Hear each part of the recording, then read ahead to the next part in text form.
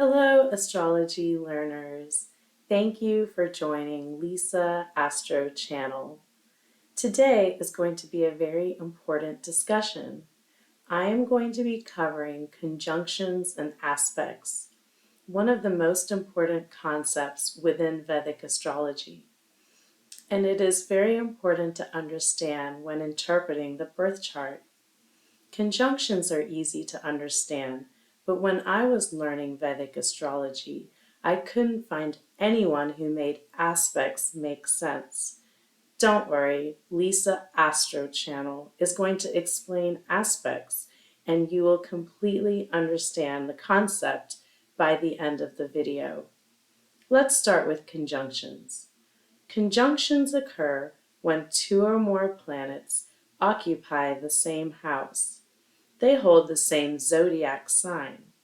A common question asked is, does a conjunction occur if the planet is at 29 degrees of a zodiac sign and the other planet is the beginning degrees of the next zodiac sign? You would think proximity-wise they are close in nature, and that would be considered as a conjunction, but the answer is no. A conjunction only occurs when the two or more planets are sharing the same energy of the same zodiac sign, so keep that in mind. Conjunction of multiple planets in one house indicates the focus area of your life, the house where most of the planets are placed. Nevertheless, there could be some misbalance in the personality of the native due to the strong pull of a single house. The lord of the house, where the conjunction of the planets takes place, is also under the spotlight. If it is positioned well, it casts a benefic influence upon the native. It tends to make the other planets strong too. However, if it is weakly posited or under malefic influence, it may have some negative results. Pay attention to degrees. A real conjunction occurs when the planets are 10 degrees or less. More than 10 degrees is a loose conjunction. If the planets are too far from each other, their individual energies will not influence each other as much. The lower the degree, it has the higher say in a conjunction. You also need to focus on the relationship of the planet with the zodiac sign to get the full picture. We will look at some real-life examples later on so you can develop a better understanding. Let's discuss aspects now. The zodiac circle consists of 360 degrees in total.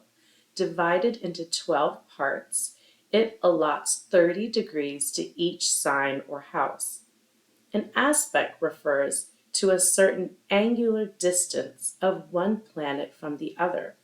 Some aspects are considered especially important in Vedic astrology. The angular distance of 60 degrees, 90 degrees, 120 degrees, and 180 degrees is specifically relevant as these aspects are more powerful in shaping the character and life of the native. These angles are called sextile 60 degrees, square is 90 degrees, trine is 120 degrees, and opposition is 180 degrees. Sun, Moon, Mercury, and Venus are given one aspect. They have an opposition aspect only of 180 degrees, looking at the house and placing their energy on the house across from where they sit. So wherever these planets sit in the birth chart, they will aspect the house directly across at 180 degrees. We will look at some examples so you can visually see what I am talking about. Mars, Jupiter, Saturn, Rahu, and Ketu are given some additional special aspects that I will go over next. They all have the same opposition aspect of 180 degrees, but carry additional aspects as well. Let's start with Mars. Mars is given an aspect of 4, 7, and 8 placement. 7 placement is the opposition aspect of 180 degrees given to all the planets. So why does Mars have an additional 4th and 8th aspect? Mars is given the 4th aspect because the 4th house deals with land, property, and real estate, which is significators of Mars. The 4th aspect creates turmoil in the household peace. The 7th aspect may spoil the spouse's relationship, and the 8th aspect is a challenging aspect and should be evaluated carefully. Mars is given the 8th aspect because Scorpio is the original sign in the Kalpurush Kundali. Scorpio is ruled by Mars, and the significance is death, rebirth, and transformation. The 8th aspect deals with the 8th house being the house of transformations and ups and downs. Wherever Mars aspects on the 8th aspect, that house sees a lot of changes and twists and turns. At the same time, it is an aspect of determination, and the person remains determined to understand the reason of instability of that house and correct it. If the native changes his nature to a mellow side, all of the significations described above will change for the good. Reciting a mantra for Mars or reciting the Hanuman Chalisa helps a great deal. Now let's discuss Jupiter's aspects. Jupiter has aspects 5, 7, and 9. Jupiter is given the 5th aspect because the 5th house deals with education, teaching, counseling, happiness, and children. Jupiter is the natural karaka or significator of all of these things, so it is given the 5th aspect. Jupiter is given the 9th aspect because the 9th house deals with higher education, religion, teachers, gurus, ancient texts, pilgrimages, and dharma. All things Jupiter represents. The natural zodiac sign of the 9th house is Sagittarius, Jupiter's multitone sign. Jupiter and its aspects are all about knowledge and education. It is important to understand the dignity of Jupiter, as that will decide if a person will easily get knowledge, or they will have to put forth lots of effort to gain it. Jupiter's dignity also decides the kind of morals a person will have. Now let's discuss Saturn's special aspects. Saturn aspects 3, 7, and 10. Saturn is given the 3rd aspect because 3rd house is the house of efforts and hard work. As it is an upachaya house, it improves over time, which means that we need to put lots of efforts and hard work and over a long period of time gain out of it. This is exactly what Saturn is all about: hard work, efforts, and perseverance. Saturn is given the 10th aspect because Capricorn rules the 10th house in the Kalpurush Kundali, which is ruled by Saturn. 10th house is the house of duties and responsibilities. Now we will discuss Rahu and Ketu's aspects. Rahu and Ketu have 5, 7, 9 aspects, just like Jupiter. There is an interpretation that Rahu and Ketu are demonic planets, and Jupiter is a Brahmin who can control Rahu and Ketu with mantras or prayers. So that is why they have similar aspects as of Jupiter. This philosophy says Rahu and Ketu let Jupiter control themselves, and in return, they have Jupiter's special aspects. Rahu is illusion, and whichever house Rahu sits in remains under an illusion related to things of that house. Fifth house represents education, and ninth house represents higher learning. Both houses represent education, knowledge, and wisdom. Rahu gives illusion in the house it sits in, but its fifth and ninth aspect is where the illusion will break and he will get wisdom. If he uses the significances of the houses where the fifth and ninth aspects are, the illusion of the house he sits in will break. Ketu is also an illusion, but its nature is to separate or isolate the person from the house it sits in. Ketu's fifth and ninth aspect shows the curiosity, research, and investigation. The person will be inclined to research, investigate, and dig deep down into the details and truth into the matter of the house Ketu aspects. Rahu and Ketu are always looked at as one entity, so the seventh aspect shows where Ketu and Rahu's energies always influence each other in the 180-degree axis. Now let's look at examples so we can tie all of this together and make it more clear. Let's look at Albert Einstein's birth chart. Let's first look at what conjunctions are observed in the chart. In the 8th house, we have Mars and Rahu conjunct in the sign of Capricorn. It is a tight conjunction of 6-degree difference. In the 10th house, there is a 4-planet conjunction: Venus, Sun, Mercury, and Saturn. Conjunction in the sign of Pisces. Sun and Mercury are 10 degrees apart.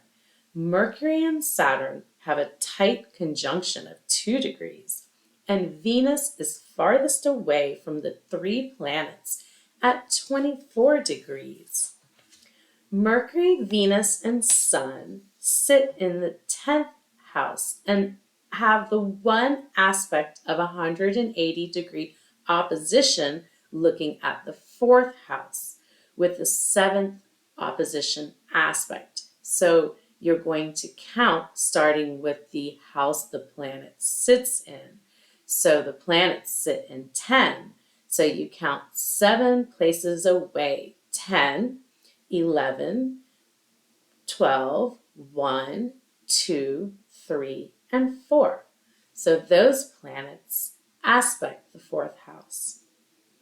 Moon sits in the 6th house and aspects the 12th house with the 7th opposition aspect. So we count 6, 7, 8, 9, 10, 11, 12. 7 places away gives it the aspect onto the 12th house. Mars aspect is on the 11th house. 7 aspects is on the 2nd house, and 8th aspect is on the 3rd house. It is important to understand when you count, you start with the house the planet sits in, and then for counting the 4th aspect of Mars, you count 8, 9, 10, 11. And that gives you the aspect onto the 11th house. The 7th aspect, you will count 8, 9, 10, 11, 12, 1, 2. So the 7th aspect is on the 2nd house. And then the 8th aspect would be on the 3rd house. You count 8, 9, 10, 11, 12, 1, 2, 3. This will take some practice, and you need to go back and review how to calculate the house aspects correctly. You will only gain confidence from practicing this over and over. You won't grasp it on the first try. Let's now look at Jupiter and the aspects. Jupiter is located in the 9th house. The 5th aspect is on the 1st house. So Jupiter sitting in 9, you count 9, 10, 11, 12, 1. So fifth aspect on the first house or ascendant. Seventh aspect falls onto the third house, and the ninth aspect falls on the fifth house. Saturn and its aspects within Albert Einstein's birth chart. Saturn is located in the 10th house. So the third aspect is on the 12th house. So you count from 10, 10, 11, 12. 3 places away, 12th house aspect. The 7th house aspect is on the 4th house, directly across, 180 degrees away. And the 10th aspect is on the 7th house. So you count from the 10th house, 10, 11, 12, 1, 2, 3, 4, 5, 6, 7. 10 places away, 7th house. Rahu is located in the 8th house. The 5th aspect is on the 12th house. The 7th aspect is on the 2nd house. And the 9th aspect is on the 4th house. Ketu is located in the 2nd house. The 5th aspect is on the 6th house. The 7th aspect is directly across, 180 degrees apart, into the 8th house. And the 9th aspect is on the 10th house. So counting for the 9th aspect, if Ketu is sitting in the 2nd house, you're going to count 9 places away. 2, 3, 4, 5, 6, 7, 8, 9, 10. 10th house. That concludes our discussion for today. I hope you gained a better understanding of conjunctions and aspects, a very important concept in evaluating the birth chart. Next week, I will be doing a very unique video. I will be providing my interpretation of Elon Musk's birth chart. It is going to be a very interesting discussion and one that you definitely don't want to miss. So if you found value in today's session, please like this video. The only way that YouTube supports me is through the algorithms of likes, shares, and subscribes. So please share this video with anyone you know who is curious to learn more about Vedic astrology. And subscribe to my channel if you haven't already, and hit the bell icon so you can be notified when I upload the next video. And I wish all of you the best, and take care, and we'll see you next week. Bye-bye.